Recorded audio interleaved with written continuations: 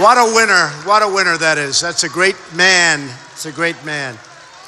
You know, our country doesn't win anymore. That's what we need right there, let me tell you. But I do have to tell you this story. So with, Bobby, so about a year ago, I got a call. I never knew Bobby. I knew of Bobby. He was great. I love watching him. I love that attitude, right? That attitude. And one of his friends is here today, a very good basketball player from the past. And he said, this guy, he would take a team that wasn't as good and they would just beat everybody and nobody understood it. But there was something special. But about a year ago, I got a call from Bobby Knight. I didn't know Bobby Knight. I said, wait a minute, the basketball man? The man that's the man in Indiana? And they said, yeah. So I get on the phone, we checked it out, and it was Bobby Knight. And he said, Donald, I just want to tell you, I want you to run.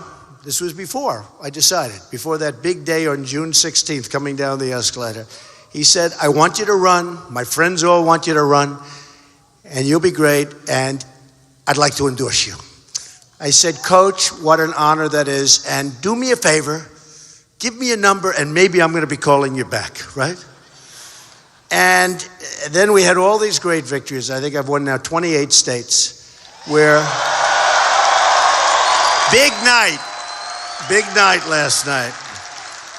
We had a big night last night. We had five.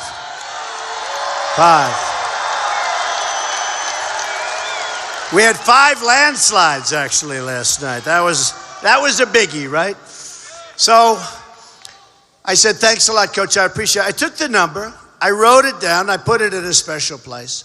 And I said, let's see what I do. A few months later, I said, I'm going to run. Too much. I just couldn't take it anymore. I'm looking at these horrible deals made by politicians that are taken care of by their campaign. They're taken care of by special interests and lobbyists. And in some cases, they're incompetent, okay? And in some cases, they're outright stupid to be doing the deals they're doing. It's one of the 3. But I said, I'm going to run. And I said, let's see how we do. And I went and we started winning. We won New Hampshire in a big upset, won by a landslide. They're upsets, and yet we're winning all these landslides. And then we had no chance in South Carolina. We had no chance whatsoever in South Carolina, and we won in a landslide. And the evangelicals voted for Trump. And we went to the South, and we won. And we went to Nevada, and we won. And we won Alabama and Arkansas, and we won Florida by 20 points. And every place we were winning. And now, about 2 weeks ago, it's getting ready, and you don't know how important you are, because we're just about ready to put it away, folks, okay?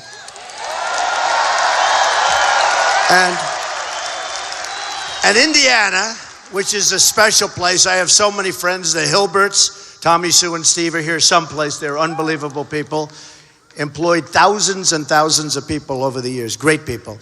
But I have so many friends from Indiana. So I said, it's amazing. It looks like Indiana is going to be really important. By this time, usually, by the time you get to Indiana, a race is decided. But we had 17 people. It's never been in the history of politics in this country. There's never been 17 before. And I always say, what do you mean I didn't get 50%? Like with all these people, if I get 32% with 14 people left, that's like 90%. But anyway, so it came and we're winning and we had some great victories. Then we won New York 2 weeks ago with tremendous numbers in a landslide. And then we had last night. But about 3 weeks ago, I said, boy, this Indiana is turning out to be a very important place, as it should be, right? And I said to myself, and I speak to friends in Indiana, but I said to myself, and who would be the greatest endorsement in the history of Indiana? And I said, I have to find that phone number, right? And I went out and I found the phone number right away. I knew exactly where it was. And I called up Coach Knight, Bobby. And I said, Coach, do you remember me, Donald Trump? He said, I remember you. I've been waiting for you to call. It's a cool cat. This is a cool cat. And he said, I've been waiting for you to call, and I'm ready. You just let me know whenever you want me. And I mean, this guy is terrific. This is a winner. He's a champ. He's been so great for Indiana. He loves Indiana. He loves Indiana. And To have his endorsement is just an honor, and I just want to give him a little special hand, because special guy, folks. There aren't too many of them. I want to tell you, I know a lot about the world. There aren't too many of them. There are very few. And you certainly don't find them very often in politics, that I can tell you. You know, you've been seeing these crazy deals that they're making. They're like desperate. They make the deal where Cruz calls. He's losing badly. He's losing all over. In fact, Lion Ted, right? Lion Ted. He's an outright liar. Boy, you know, I watched him the other night. Now, I always start off, I say, we will repeal and replace Obamacare. We're going to cut Common Core. We're going to bring our education local. We're going to preserve our Second Amendment. You know, everything. Everybody does. So I watched him the other night. Donald Trump absolutely loves Obamacare. I said, what? He's telling this to an audience. Believe me, folks, we're going to repeal it and replace it. Okay. Then he goes, he doesn't want to bring education local. He wants it coming out of Washington, D.C. I mean, the guy's going one after another. And of course, then last night he called the rim a ring, so he doesn't know too much about the basketball world. But one after another. And I mean, literally, he would take what I said and say the exact opposite. And I'm watching the screen. I said to my wife, that is a terrible thing. That is a terrible, and you know, it was interesting when I was on the debate stage, because we had 11 debates that I was in, and won every single one of them according to Drudge and Time and all of these great places. And won every single one. But I was with my wife and I'm watching his stuff. I can't watch him for long periods, you know. We will this, oh, the flourish, ay. I have such a headache. You get a headache watching this guy. Boy, it's terrible. But I said to my wife, it's terrible that he can get away with it, where he can say everything I said, exactly the opposite. And some people believe it. And I said, isn't that terrible? She said, nobody believes it, darling. Really, nobody believes it. They've heard your speech before. Believe me, they don't believe it. He even said, I'm not going to build the wall. Can you believe it? He said, he is not going to build the wall. Folks, we're going to build the wall. Believe me. Believe me. We're going to build that wall.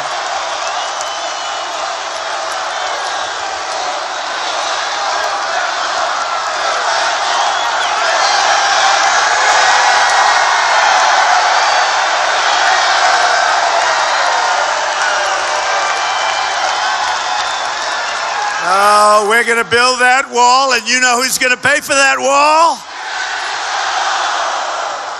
Not even a question of a doubt. You know, they called me over after a debate, some of the politicians, a few weeks ago, when we had some left. Now we're down to 2 stragglers. Let's be nice. 2 stragglers. They're straggling along.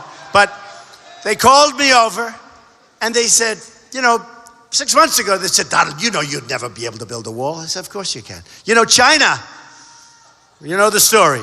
A 13,000-mile wall 2,000 years ago. We have 2,000, of which you need 1 because you have a lot of natural barriers. And we're talking about $10 billion. And they owe us, if you look at the trade imbalance, just take a look at it. Not only with China, where it's $500 billion a year. We're going to end that, folks, very quickly, okay? But Mexico,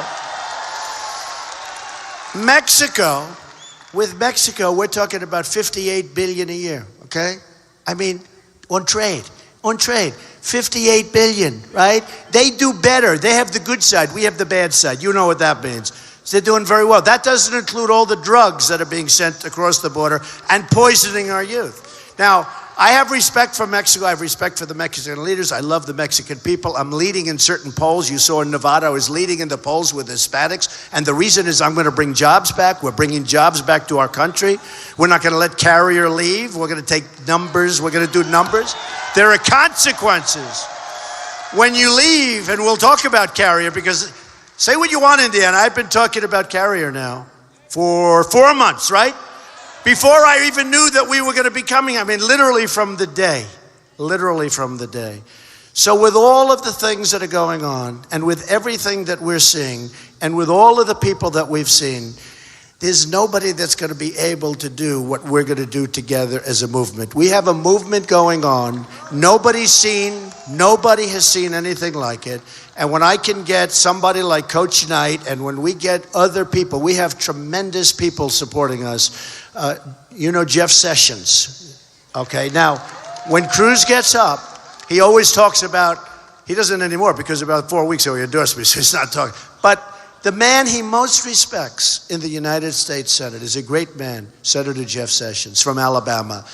And he came out and endorsed Donald Trump. And I don't believe he's ever endorsed a presidential candidate before. And Dr. Ben Carson has been phenomenal. And Chris Christie and Sarah Palin. And Jerry Falwell Jr. of Liberty University is the job he's done. We have such unbelievable support, and no matter where we go. But what happens, and I watch as these horrible stories are being told by even, I mean, you look, I don't like the way that Kasich eats, okay? But that's okay. But I don't like the way that Cruz talks. And then they outsmarted themselves. They went out, don't forget, Kasich, he raised his hand and voted for NAFTA. Perhaps the single worst deal economically made in the history of this country. It emptied our country of jobs. Our manufacturing jobs are a disaster. And in this area, you see what's happened to your manufacturing. You're down 40%. Everybody's down. All over the country. I just left New York State, down. I just left Pennsylvania. I left Connecticut. I left Maryland. Everybody down. NAFTA, a disaster. Signed, by the way, by Bill Clinton, just so you understand. One of the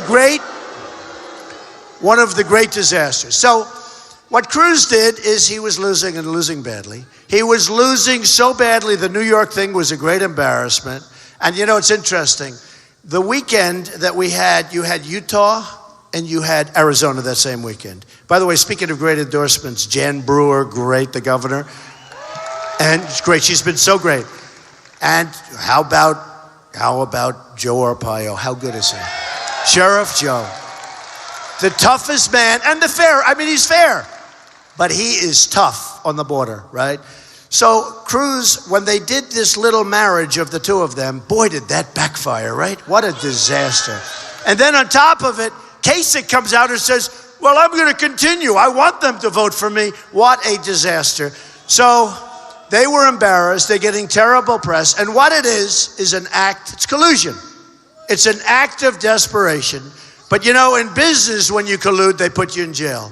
Politics is such a rigged deal that it's probably one of the few places that you can collude and get away with it. But they went out and they collude, and it has been catastrophic. And I can only tell you, my people, I have the best people in Indiana working for us, wanting to make sure, because what Bobby said is true. If we win Indiana, it's over. It's over. And I can only promise you, it's over.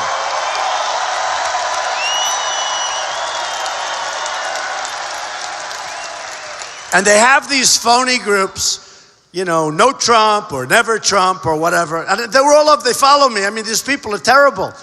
And by the way, you notice they're getting smaller and smaller.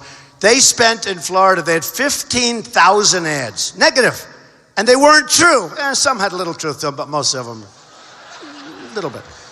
But 15,000. I've had 55,000 negative ads.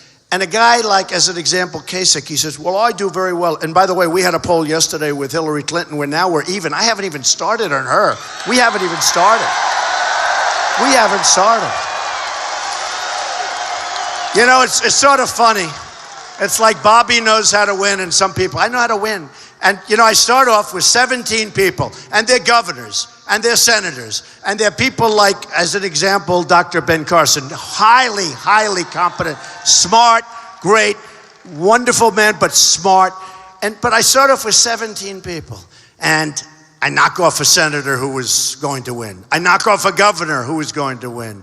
Then a senator, then a governor, then a governor, then a senator. 1, 2, 3, 4, 5. And then Bobby jokes about presidential. I'm a little afraid to be too presidential because maybe we'll stop winning. We have to win. So now we're down to the end. We're down to the end, and we have something that's never happened, they say, in the history of our country. We have a movement going, just like all of these people, look at that, all the way up top, just like all of the people, no matter where we go. Pennsylvania, we had a crowd in Pennsylvania, it was unbelievable. We turned down, we had 25,000 people, and 10,000 people couldn't get in. It's crazy. It's wild. And you know what? We're looking for the answer. The answer is we're not going to let the world take advantage of us anymore. We're not going to let our very incompetent politicians take advantage of us anymore. We're not going to do it. So these guys formed the group, and they formed the, little deal, and it turns out to be a disaster. I get a call at 11:30 2 nights ago, and one of my people, great person, says to me, Mr. Trump, bad news. What? Cruz and Kasich just formed like an alliance where Kasich promises never to step foot in the state of Indiana, has to stay out. I said, what about all the people that have been working for him? He's got workers like I have. We all have work. That's not very fair to them. By the way, they're out there striking now. They're very angry. They say, what happened? That's a politician. Number one, they can't make a deal. Number two, they can't keep a deal. And number three, they treat their people very badly. They don't get it. But what happened is they make this deal. And I said to the guy, I said, they want a response, the press. I said, let's do it. So at 11:30 in the evening, I'm typing up a press release. I'm giving this little dictation.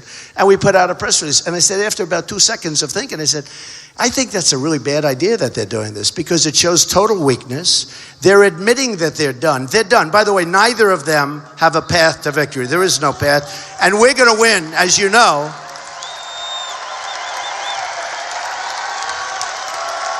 You read all this stuff from the world's most dishonest people right back there, the media. They are so dishonest. They are so bad. But you read all this stuff about, Cruz trying to get delegates. He's getting delegates on the second, third, fourth, fifth round. It's never going to get there, folks. Let him work. They're taking the people for dinner. They're putting them in hotels. They're taking them for rides around town. They're putting them on boats. Let's take a tour of the rivers. I got to tell you, it's disgusting. You can bribe your way into the presidency. I don't want to do that. And nobody has better toys than me. Believe me, if I want to do it, nobody can compete. It's just so wrong. It's so wrong to do it. But they're talking about second, third, fourth. We're not going to get there. We're on the first round. And especially, by the way, after last night, because last night we said if we get 75 delegates, we'll be happy. Well, we got, I think, 109, and we got 109. We wiped the slate, and actually, and more to come, and more to come. It's a rigged system, and I tell the story, and you people like it because Indiana loves its sports. But it's a rigged system, and it's like the prize fighters. And I know Mike Tyson endorsed me. I love it. He sent out a tweet. Mike, Iron Mike. All the tough guys endorsed me. I like that, okay? But Mike said, I love Trump. I endorse Trump. And that's the end. I'm sure he doesn't know about your economic situation in Indiana. It's okay. But Mike, everybody. And I like it. When I get endorsed by the tough ones, I like it. Because you know what? We need toughness now. We need toughness. Hillary Clinton said recently, I don't like Donald Trump's tone. Look, they're chopping off heads of Christians in the Middle East. And anybody else that gets in their way, by the way. And we will rebuild, we will have, when I finish, the strongest, most powerful military anywhere in the world.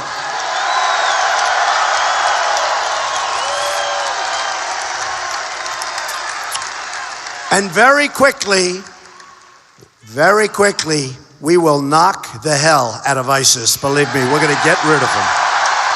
We're going to get rid of them. So,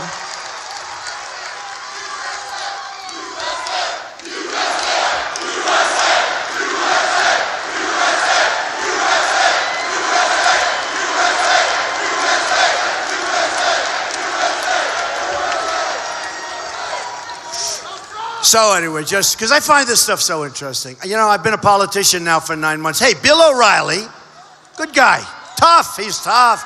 Every time I go on, I leave, I have a headache, okay? But he's tough and he's smart.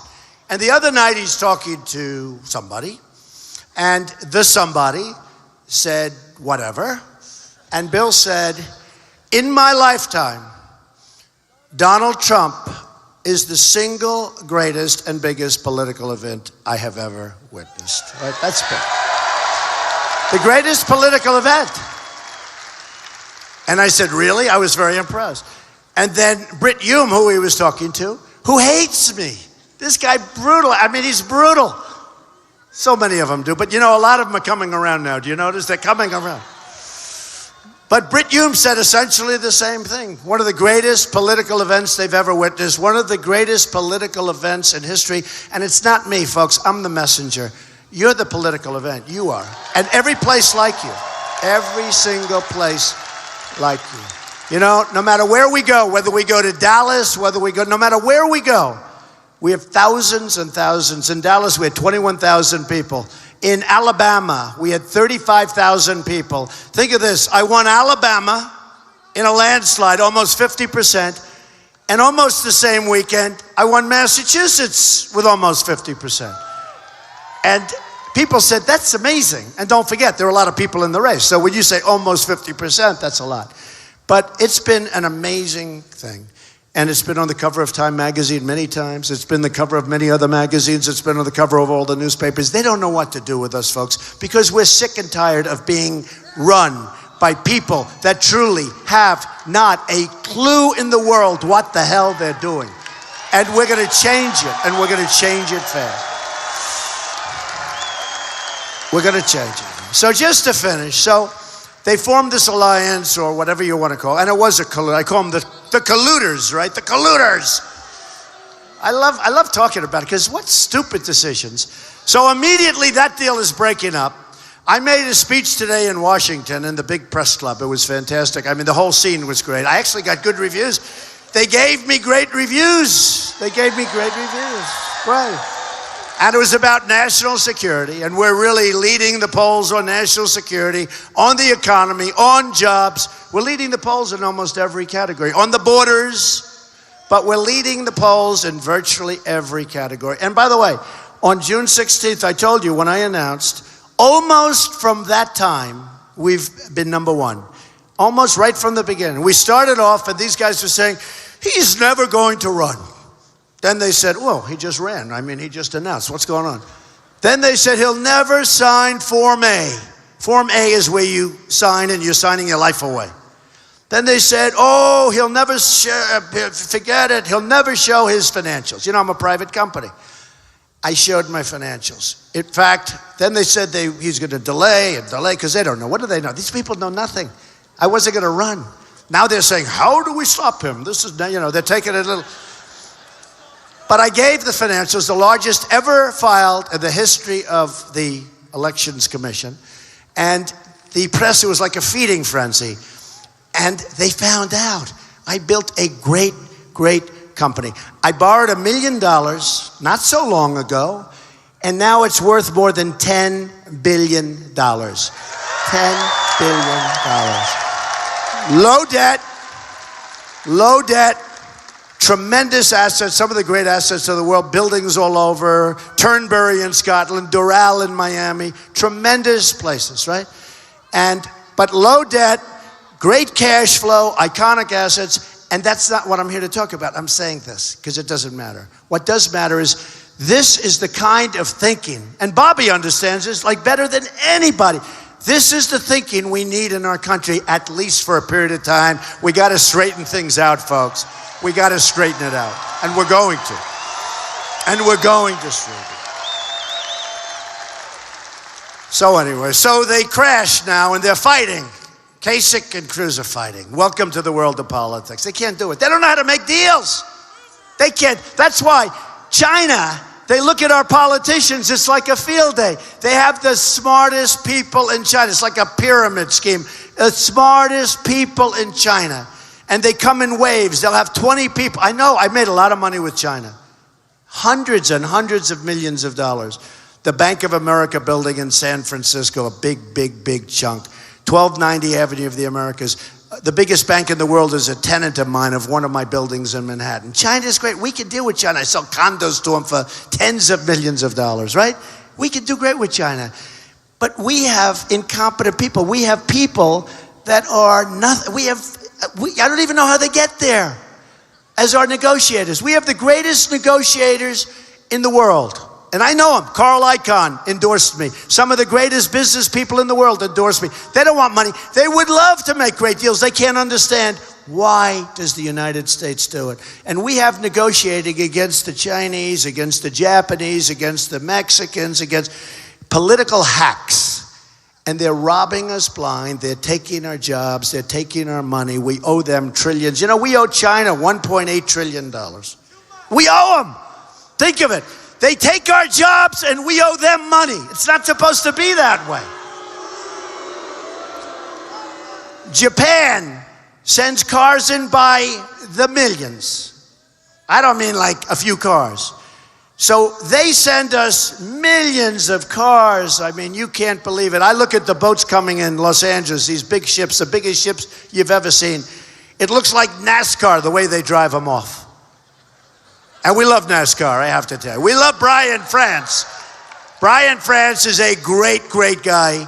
The owner, the head, what a great guy. But this reminds me of NASCAR. The cars are pouring off. We send them practically nothing. You talk about a trade imbalance. It's like Japan here and we're down below the podium. We can't have that anymore, folks. We've got to have fairness. We've got to have balance. And we've got to have our jobs back, okay? We're going to have our jobs back. We're going to have our jobs back.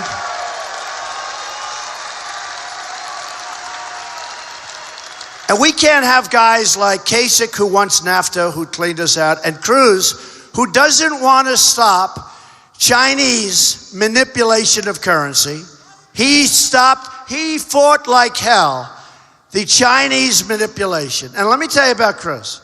Here's a guy who's been a senator for a while. He hasn't done one thing in the Senate except filibuster one time. That's the only thing he did. And look, I know the way life works. A lot of you people, I have friends here. I have a few that are great friends, actually, and they're smart. And they go like, give me a break. So what happens, he's filibustering. And I watched. And these senators are sitting down.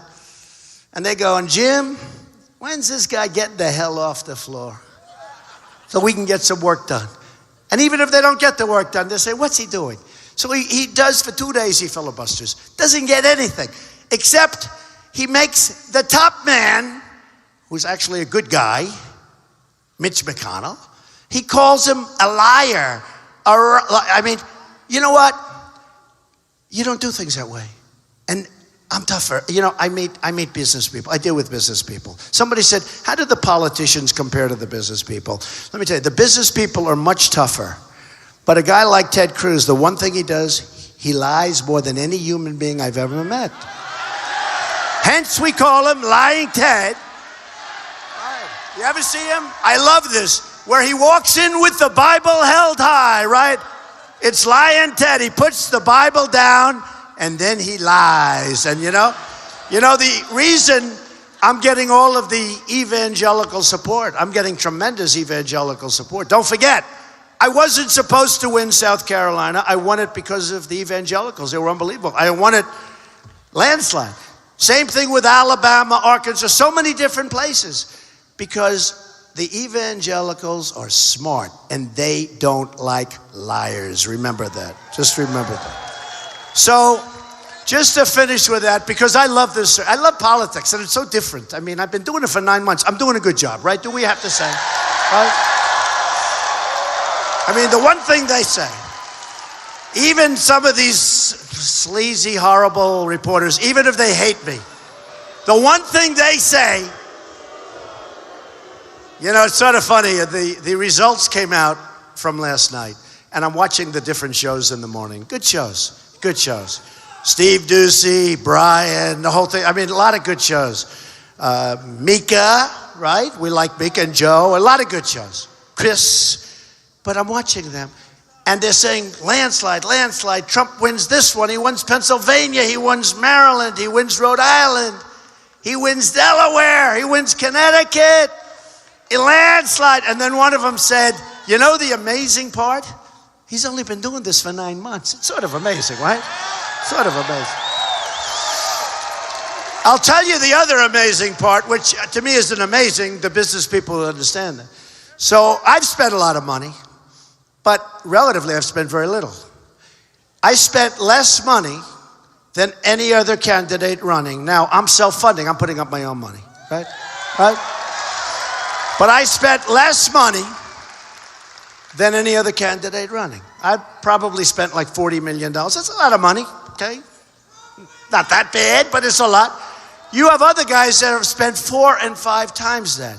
Now, I'm number one by a lot, and you have these other guys that are down in the basement and they've spent 5 times more money than me. Who the hell do you want as your president, right?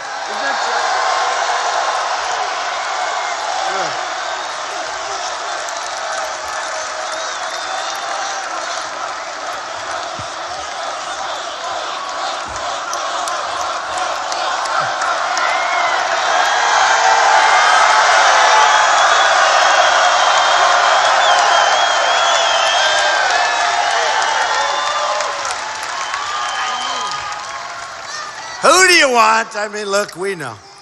We know. All right, so just to finish with the political stuff, I sort of love it. You know, my son's here, Don Jr. He's doing really well. Where's Don? Get up here. Boy, he's doing a good job. He was on CNN the other day on Sunday with Jake. True. He was on CNN on Sunday with Jake. Jake's tough. He's smart, he's fair, yeah, pretty fair.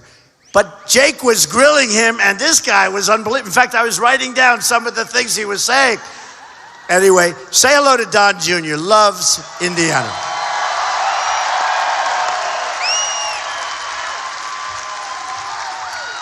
Well, first of all, it's an honor to be here and to just be a part of this. Just to be a fly on the wall and watch this incredible experience where you have someone who's never done this, who's actually created real jobs.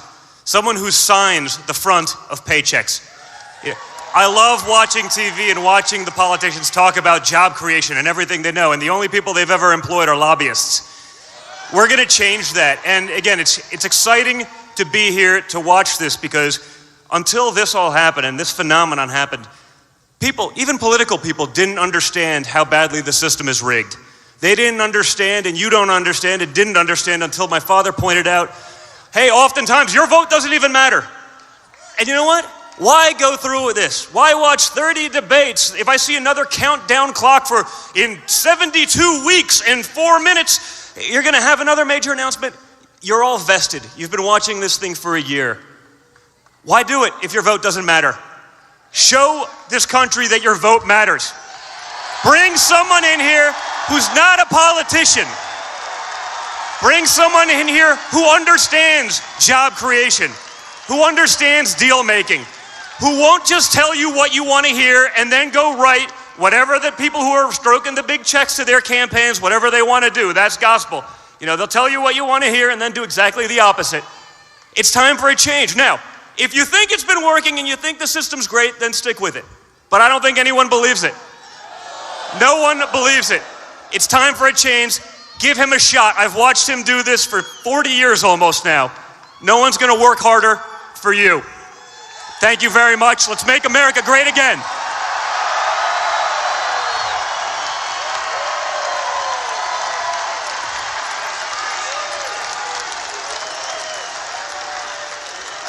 It's nice to have a son that loves you, right? It's good. And by the way, I have to say this. So I know the most successful people in the world, many of them. Almost all of them, I think.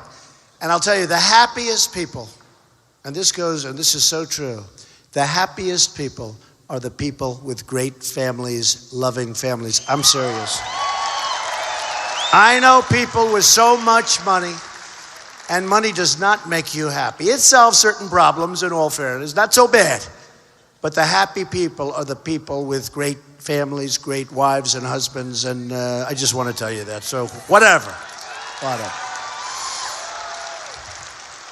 So just to finish off our political stuff, and thank you, Don, but just to finish off our political is that now the new thing is how do we get off this horrible, horrible thing that they created between the two of them? So today I'm in the plane and I see on television they have a new relationship has started. Cruz and Carly. No.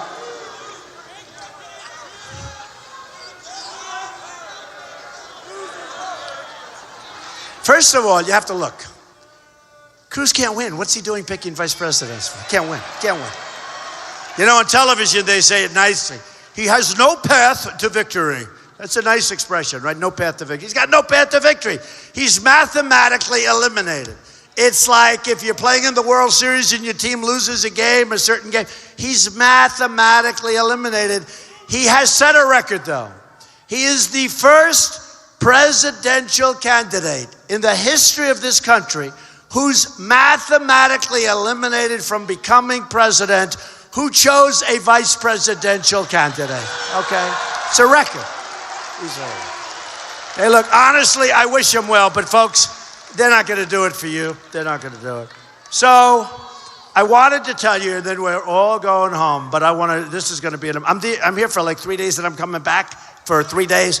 I'm not playing games with Indiana. You are going to get so tired of me, you're going to say, oh no, I can't watch it anymore. Turn off the news, darling. I can't watch anymore. Turn off the news. Nope, we're going to win it. And honestly, what Bobby said is true. Indiana has such an important position. You know, normally by this time, it's sort of like, it doesn't matter, it's over. It's been over for 4 weeks. This is an amazing thing. If I win, we're going to make this country great again, greater than ever before. And if I don't win in Indiana, I'll have to go on to other places, in Oregon and Washington State and California and New Jersey, and great places. But if we win in Indiana, you're really doing history, folks, because you're going to be so proud. You're going to be so proud. And all I have to do, look, all I have to do is read this. And I look at it, and I ask my statisticians, I say, do me a favor. Give me some stats on the state of Indiana. And they just write them out. And this is a federal problem because you have a really good governor here. You have a nice guy and he's a good governor. I have to tell you, Mike. Mike is a good guy. And you can't help this. This is a national problem. This is a world problem where the world is killing us. Where Indiana, like everybody else, I mean, I won New York for the same reason. They're losing all their jobs. They're losing their manufacturing. In fact, I'd go to Albany and Rochester, and I'd go to all over the state of New York. And I don't even need the numbers anymore. It was almost like the same thing. 40% down, 50% down.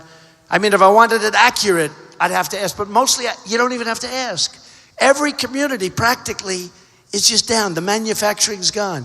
It's being manufactured in other places. And it's no good. And we can't allow it. And yes, it may cost a little bit more, but remember, if we make it ourselves, we're also going to have jobs, okay? And the jobs will more. And I tell this to the press. They always say, well, if you do that, because I'm a free trader. But you can't be a free trader if you have stupid people negotiating for you. You can't. And I always say to the press, because they'll say, well, but won't the product be more? Now, in the case of Carrier air conditioning, not going to be more. It's going to be the same price. They're going to make a lot of money. So I've been talking. I hope Indiana remembers this because this wasn't done for Indiana. I just thought it was terrible. Carrier air conditioner from Indianapolis, right? They left and they had some upper mid-level management guy pretty viciously fire 1,400 great people who were here a couple of days ago when I was making a speech in a different area. And a lot of them were in the audience. Because they started, anybody from Carrier? We love you. Do you like Trump? Do you like Trump? Have I been talking from, look at this.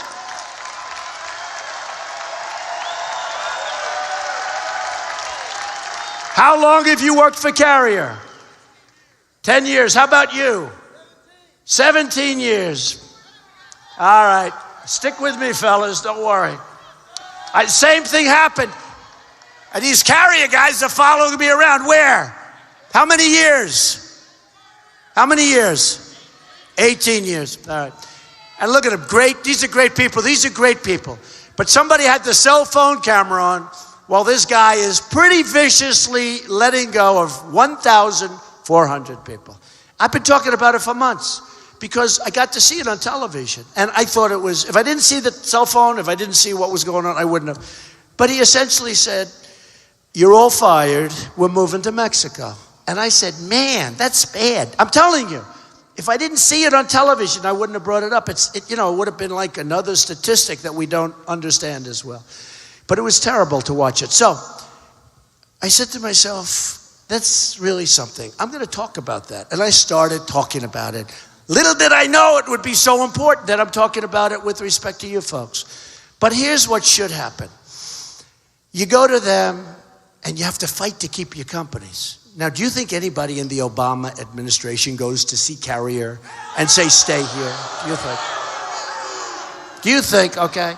Do you think that anybody even thinks, I don't even think they care, okay? Honestly, I don't even think they care. And that's why our country's going to hell, and that's why our real unemployment is probably 20% or damn close. You know, these phony numbers where if you stop looking for a job, you're considered statistically employed, right? Give me a break. Those numbers were done years ago for politicians to look good. So it looks like 5%. It's not 5%. Do you think all these thousands of people are going to be here just because there's a border? Maybe. The border's a big deal. Military, to me, always the big deal.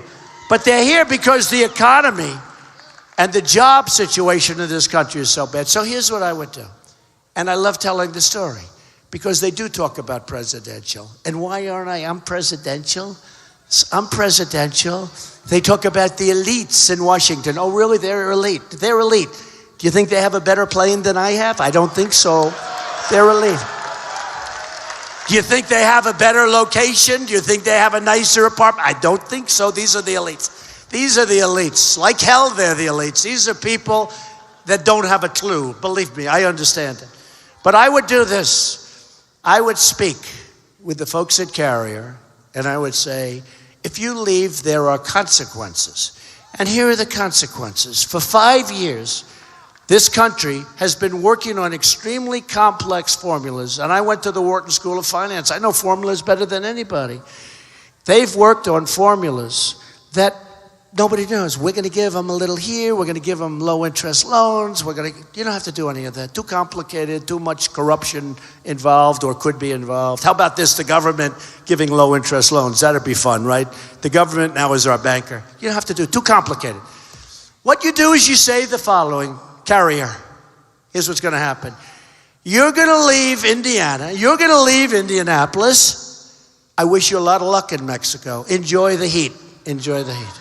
And I hope you build a really beautiful factory. But here's what's going to happen. Every single air conditioning unit that you make that's going to go right now over an extremely strong border, no longer Swiss cheese, folks. It won't be Swiss cheese. We will have the wall. We will be charging you a 35% tax, every single unit. Every single unit. And I'd say the same to Ford, who's building a $2.5 billion plant for cars and trucks and parts. They're going to make the cars. They're going to make the trucks. They're going to make the parts. They're going to send them like we're a bunch of jerks, okay? Again, free trade, great, but it's not working for us. It's not working for us. Not working for us. Our places, our states are being wiped out. They're being abandoned. Not working for us. But here's how we fix it. So we say to all of them, Nabisco leaving Chicago to go to Mexico. That's right, he knows. No more Oreos. He said it. Why? So here's what we do. 35% tax, Mr. Carrier. 35% tax every time. So here's what happens. If I'm Kasich, or if I'm Cruz, or if I'm crooked Hillary Clinton, crooked Hillary. No, if you're crooked Hillary Clinton and you're there, your lobbyist is going to call you. Your special interest people are going to call you. Your people that gave you a lot of money are going to call you. And they're going to say, you can't do that to Carrier. I own a piece of the company. I own 12 shares. You can't do that. And we gave you $1 million to run for office. And when you run in 4 years, we're going to give you a lot more than that. You can't do that. And every one of them will back down. Me, I don't back down. Me, I'm working for you, folks. I'm working for you. I'm working for you. So they'll call me and they'll try and say, well, Mr. President, I said, do me a favor, don't even call. I won't even take the call. I'll be too busy solving other problems, right? And here's what's going to happen. 100%. Just as you're standing here and sitting there. The beautiful thing, even the people that are sitting, they never sit. They never sit at my events. The people that have seats, they don't sit. That's a great sign of respect. Is that right? I tell a lot of times, sit down, sit down. They refuse. They stand for an hour. But here's the story. Here it is. They're going to call me and they're going to say, Mr. President, Carrier has decided to stay in Indiana. Thank you, sir. And by the way, 100%, okay? 100. It's not like we have an 80% chance of keeping them or a 95%. 100%. Now, what happens when you do that? Number one, they're going to leave and we're going to make a fortune. Or they're going to stay and we're going to have our jobs. Very simple. It's really not a complicated thing. Same thing with China. You can't do business with China. It's almost impossible. I have many friends, they're great manufacturers. They try and deal with China. They can't get the product in. But China dumps stuff over here. They're ruining your steel industry. Oh, we're going to bring back your steel in Indiana. Don't worry about it. We're going to bring back your steel. They're killing you. They're killing your steel. In Pittsburgh, I was in Pittsburgh. You see what's going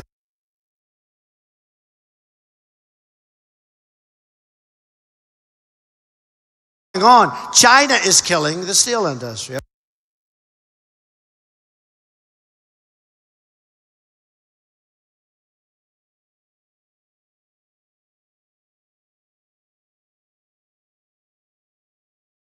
Of other countries that no longer respect us. They don't respect us. They don't respect our president. They don't respect our country anymore because they think everybody's like them. Everybody's stupid, okay? And we're not going to have that happen anymore. And we are going to bring back our jobs. Okay, so what I'm going to do is the following. Our country doesn't win anymore. You know that. We don't win with war. We can't beat ISIS. We don't win with education. We're at the bottom of the barrel. We don't win with health care. Obamacare is a disaster. We don't win even with the second.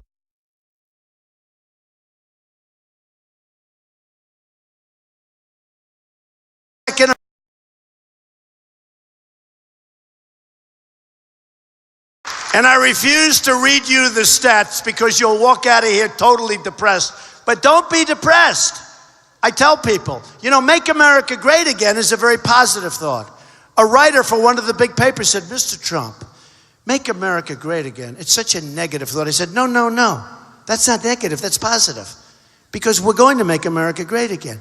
So I don't have to read you that your manufacturing is down, that you've lost thousands of jobs recently, that Carrier air conditioning is leaving, that others are leaving. Doesn't matter. Because we're going to turn it around. We're going to turn it around fast. And I'll work with the local governments so that the local governments will be able to have some oomph and some power when they negotiate with these characters that built companies on your back. And now they're going to leave and they're going to fire everybody, including the two wonderful guys there and the one wonderful person right over there. But look, here's the story. So we don't win anymore. On Tuesday, you got to do this. You got to go vote. Who's going to vote? You better believe it. On Tuesday, you got to vote. And you're going to look back in 5 years, in 15 years, in 30 years, hopefully in 45 years, and you're going to say that that was the greatest single vote in my life that I've ever cast for Donald Trump as president.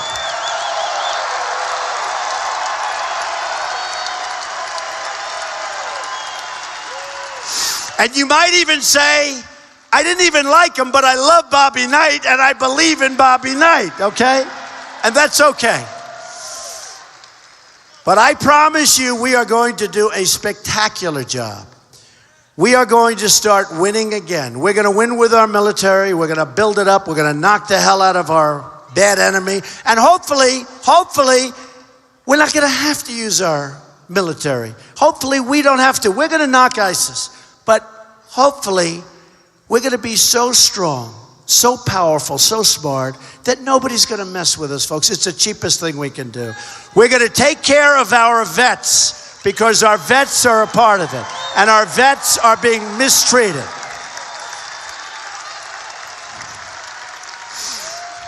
We're going to get rid of Common Core. We're going to bring our education local. We're going to get rid of Obamacare. We're going to have great health care. We are going to have strong borders. We're going to have strong, powerful borders. We're going to have the wall, and people can come into our country. We want them to come into our country, but they have to come in legally, okay? Legally.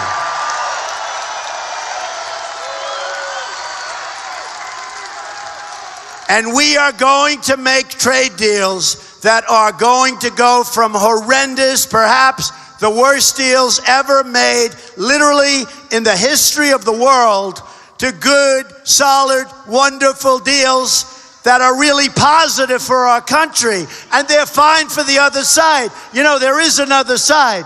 But we're going to make great deals for our country.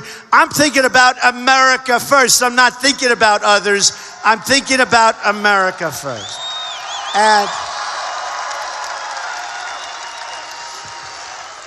And folks, I have fun doing this. I love doing it. And everybody likes it. But we're going to start winning again. We're going to win so much.